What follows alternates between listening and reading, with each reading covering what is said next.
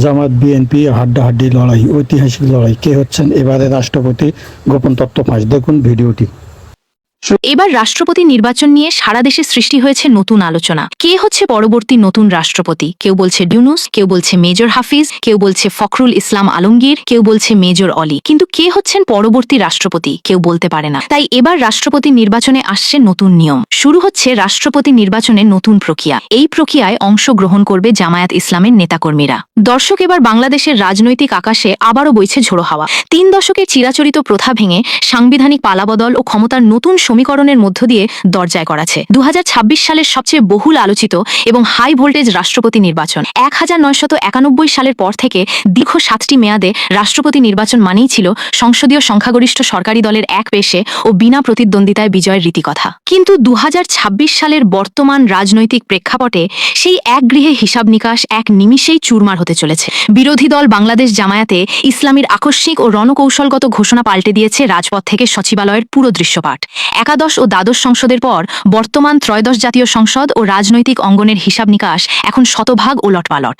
গত শনিবার সন্ধ্যায় রাজধানীর মগবাজারে জামায়াতের কেন্দ্রীয় কার্যালয়ে দলটির কেন্দ্রীয় নির্বাহী পরিষদের এক অতি গুরুত্বপূর্ণ ও নজিরবিহীন বৈঠক অনুষ্ঠিত হয়। জামায়াত আমির ও বিরোধী দলীয় নেতা ডাক্তার শফিকুর রহমানের সভাপতিত্বে দীর্ঘ পর্যালোচনা শেষে সর্বসম্মত সিদ্ধান্ত নেওয়া হয়েছে। এরই মধ্যে নামও চূড়ান্ত করেছে জামায়াতে ইসলাম। তারা প্রার্থী করেছে জোটের শরিক দল এলডিপির চেয়ারম্যান কর্নেল অলি আহমেদকে। বাংলাদেশের রাজনীতির দাবার বোর্ডে এ যেন এক অবর্ণনীয় ও ঐতিহাসিক নাটকীয়তা। যে জামাতে ইসলামের সাথে অহিনকুল সম্পর্কের কারণে ২ দশক আগে বিএনপি থেকে পদত্যাগ করতে হয়েছিল, আজ সেই জামাত রাষ্ট্রপতি নির্বাচনের জন্য নাম ঘোষণা করেছে এলডিপি চেয়ারম্যান বীর মুক্তিযোদ্ধা কর্নেল অলি আহমেদকে। রাজনৈতিক ইতিহাস সাক্ষী দেয় ১৯৮৪ সাল থেকে দীর্ঘ ২২ বছর অলি আহমেদ ছিলেন বিএনপির নীতি নির্ধারণী সর্বোচ্চ অঙ্গস্থায়ী কমিটির হেভিওয়েট সদস্য। ১৯৯১ সালে জিয়াউর রহমানের পর বিএনপি ক্ষমতায় এলে তিনি হন যোগাযোগ মন্ত্রী। এমনকি ১৯৯৬ সালের ১৫ ফেব্রুয়ারি গঠিত সরকারও তিনি ছিলেন কৃষি, খাদ্য এবং শেষ পর্যন্ত বিদ্যুৎ, জ্বালানি ও খনিজ সম্পদ মন্ত্রণালয়ের প্রতাপশালী মন্ত্রী। কিন্তু ২০০১ সালের অষ্টম সংসদ নির্বাচনে চট্টগ্রাম ১৪ আসনে তার দলীয় জোটের মনোনয়ন নিয়ে জামায়াতের সাথে অলি আহমেদের তৈরি হয় তীব্র বিরোধ ও রাজনৈতিক তিক্ততা। চট্টগ্রাম ১৩ আসনে বিজয়ী হলেও চট্টগ্রাম ১৪ আসনে কর্নেল অলিকে হারিয়ে দেন জামায়াত প্রার্থী। পরবর্তীতে বিএনপি জামাত জোট ক্ষমতায় এলেও অলি আহমেদকে মন্ত্রিসভায় কোনো জায়গা না দিয়ে এক প্রকার সাইডলাইনে বসিয়ে রাখা হয়। সেই ক্ষোভ ও অপমান বুকে চেপে ২০০৬ সালের ষড়বিংশে অক্টোবর তৎকালীন বিএনপি সরকারের শেষ লগ্নে পদত্যাগ করেন অলি আহমেদ। সংবিধান অনুযায়ী রাষ্ট্রপতি নির্বাচনে জয়লাভ করতে ম্যাজিক ফিগার হল ন্যূনতম ১৭৫টি ভোট। কিন্তু বর্তমানে ৩৪৯ সদস্যের জাতীয় সংসদের গাণিতিক সমীকরণ মোটেও সহজ নয়। সংসদে একক সংখ্যাগরিষ্ঠ দল হিসেবে রয়েছে বাংলাদেশ জাতীয়তাবাদী দল বিএনপি। তাদের হাতে রয়েছে ২৪৭ জন সংসদ সদস্য। অন্যদিকে জামায়াত নেতৃত্বাধীন বিরোধী জোটে রয়েছে ৯০ জন সংসদ সদস্যের এক বিশাল ব্লক। বাকি ইসলামী আন্দোলন, বাংলাদেশ, বিজেপি, গণ অধিকার পরিষদ, গণসংহতি আন্দোলন এবং সংরক্ষিত নারী আসনসহ স্বতন্ত্র ৮ জন এমপির ভোট ব্যাংকে কার পাল্লা ভারী হবে তা নিয়ে সংসদের অন্দরে চলছে স্নায়ী যুদ্ধ। ১৯৯১ সালের সেই ঐতিহাসিক নির্বাচনে বিএনপি ও জামাতের যৌথ সমর্থনে ১৭২ ভোট পেয়ে বিজয়ী হয়েছিলেন আব্দুর রহমান বিশ্বাস। সেবার আওয়ামী লীগের বদরুল হায়দার চৌধুরী পেয়েছিলেন ৯২ ভোট। এরপর আর কখনই কোনো সংসদে বিরোধী দল তাদের প্রার্থী ঘোষণা করেনি। সব সময়ই সরকারি দল থেকেই রাষ্ট্রপতি নির্বাচিত হতেন। কিন্তু এবারই প্রথম জামাত রেকর্ড করতে যাচ্ছে।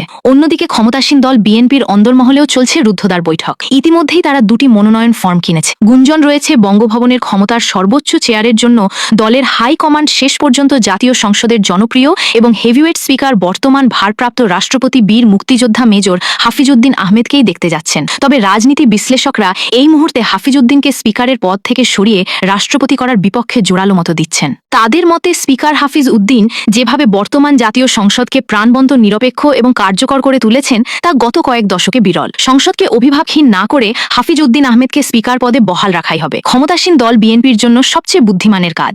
এদিকে বিএনপির অভ্যন্তরীণ সমীকরণে মহাসচিব মির্জা ফখরুল ইসলাম আলমগীরের নাম বাদ পড়ার পর এখন জোরে সোরেই উচ্চারিত হচ্ছে ড মোহাম্মদ ইউনূসের নাম। যদিও বিএনপি নেতাদের বড় একটি অংশ এতে সম্মত নন, তবে বিশ্ব রাজনীতির মারপ্যাচ ও বর্তমান অর্থনৈতিক সংকট বিবেচনায় ড মোহাম্মদ ইউনূসের প্রয়োজনীয়তা উড়িয়ে দেওয়া যাচ্ছে না।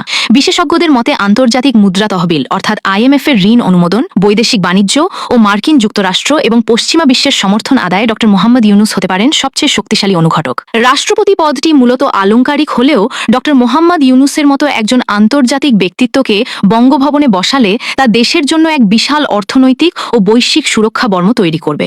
বিশেষজ্ঞরা বলছেন ডক্টর মোহাম্মদ ইউনুস অন্তর্বর্তীকালীন সরকারের দায়িত্ব ছেড়েছেন প্রায় 5 মাস আগে। তবে তিনি যখন বঙ্গভবন থেকে বিদায় নেন তখন দেশের বৈদেশিক মুদ্রার রিজার্ভকে এক অবিশ্বাস্য জায়গায় প্রায় 33 বিলিয়ন ডলারে পৌঁছে দিয়ে গিয়েছিলেন। শুধু রিজার্ভই নয়, দেশের খাদ্য নিরাপত্তা নিশ্চিত করতে তিনি রেখে গিয়েছিলেন টানা 6 মাসের পর্যাপ্ত খাদ্য মসজিদ। অথচ 2024 সালের আগস্টে যখন তিনি এক বিধ্বস্ত আর্থিক ব্যবস্থার দিক থেকে নেতিয়ে পড়া বাংলাদেশের দায়িত্ব নিয়েছিলেন তখন দেশের নিট রিজার্ভ নেমে এসেছিল মাত্র 19 বিলিয়ন ডলারে।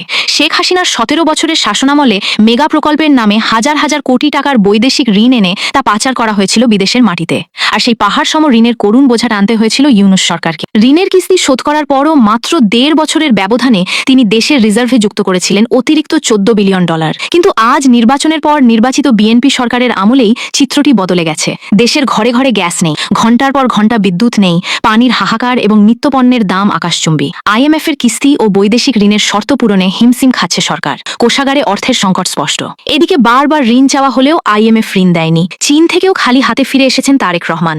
রাজনৈতিক বিশ্লেষকদের মতে এই অর্থনৈতিক ও প্রশাসনিক সংকটের টেকসই সমাধান হতে পারে যদি বঙ্গভবনের ওই অলংকারী রাষ্ট্রপতি পদে ডক্টর মোহাম্মদ ইউনুসের মতো একজন বৈশ্বিক হেভিওয়েটকে রাখা যায়। শোনা যাচ্ছে বিএনপি থেকে যে রাষ্ট্রপতি মনোনয়ন ফর্ম কেনা হয়েছে তাতে যদি শেষ পর্যন্ত ডক্টর মোহাম্মদ ইউনুসের নাম অন্তর্ভুক্ত থাকে তবে প্রধান বিরোধী দল জামায়াতে ইসলামী হয়তো সম্মানের খাতিরে কোনো প্রার্থী দেবে না। তবে এই সমীকরণের বিপরীত আলোচনাও তীব্র। কঠোর সমালোচকরা দাবি করছেন ডক্টর ইউনুস মূলত পশ্চিমাদের ঘনিষ্ঠ বা আমেরিকান এজেন্ট। তাকে রাষ্ট্রপতির মতো সাংবিধানিক পদে বসালে দেশের কৌশলগত নীতি ও স্বকীয়তা ক্ষুণ্ণ হতে পারে। তবে এই মাস্টার প্ল্যানের সবচেয়ে বড় বাধা ভারত। ভূরাজনৈতিক বিশ্লেষকরা বলছেন দিল্লি এবং মোদি কখনোই বঙ্গভবনে ডক্টর মোহাম্মদ ইউনুসের মতো স্বাধীন ও বৈশ্বিকভাবে প্রভাবশালী ব্যক্তিত্বকে দেখতে চায় না। কারণ দেশের সংকট তৈরি করে তাকে কোনো প্রভাবে বা ভয় দেখিয়ে জরুরি অবস্থা জারি করানো কিংবা শেখ হাসিনাকে পুনর্বাসনের ছক বাস্তবায়ন করা প্রায় অসম্ভব। ভারত মূলত এমন কাউকে চায় যাকে কৌশলগত চাপে রাখা সম্ভব।